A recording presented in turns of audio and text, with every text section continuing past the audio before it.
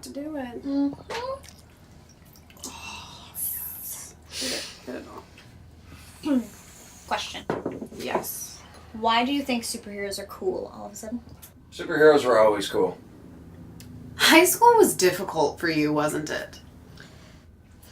But there were so many failed attempts in the 80s and 90s, and then X-Men comes along and changes the whole cinema landscape. Well, once they found out how much money nerds spend, all bets were off. Bullshit. Superman and Batman were successes way earlier. Yeah, but those were the only exceptions. Everything else either failed to take off or just plain failed. Like what?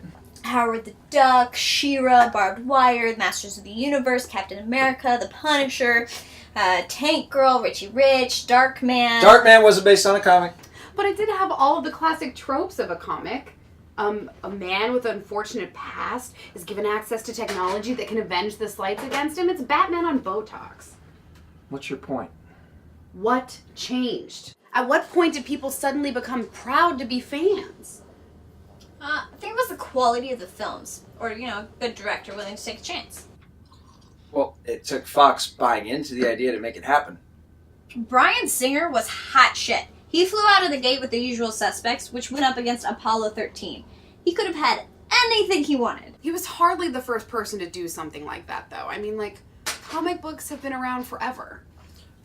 Well, maybe Spielberg and the other filmmakers didn't want to make a comic book movie. Come on, this is our cultural identity here. Yeah, speaking of cultural identity, Blade, 1998, before X-Men 2000, right? Come on. Yeah. Doesn't the black man have a heart enough? You're right. Yeah. He's right.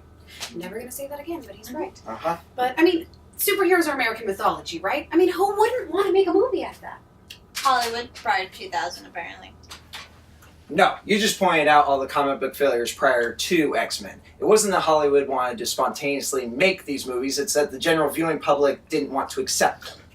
But we do have clear examples of that not being the case. Yeah, if it was, clear cultural acceptance, then Batman and Superman wouldn't have been so successful. Nor Adam West and his shark repellent. What happened was the stigmatization of comic books. What? Yeah. Fucking Frederick Wortham and his crusade against the comics in the 50s and 60s. Who is that? No. This phony psychiatrist and his notion of the seduction of the innocent led to the Senate discussing comic books.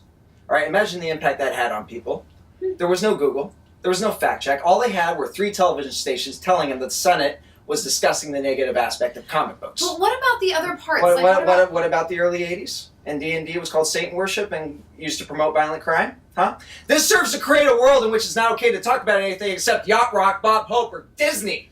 That's why.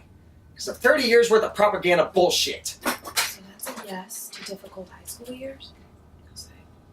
So, it took this long for the stigmas to dilute enough for it to become viable. Fucking Wortham! Ooh. World leaders as D&D characters go. Obama's a paladin. Mm-hmm. Cheney had to have some next level sorcery going on. Yeah, and clearly W didn't use charisma as his dumb stat. Mandela had to have some fighting stats and good constitution. Hitler and his friends must have been necromancers, just wanting a war that bad. Yeah, but necros don't get to power like that. Oh, that's true. Maybe they were rogues. They were all bards. Holy shit!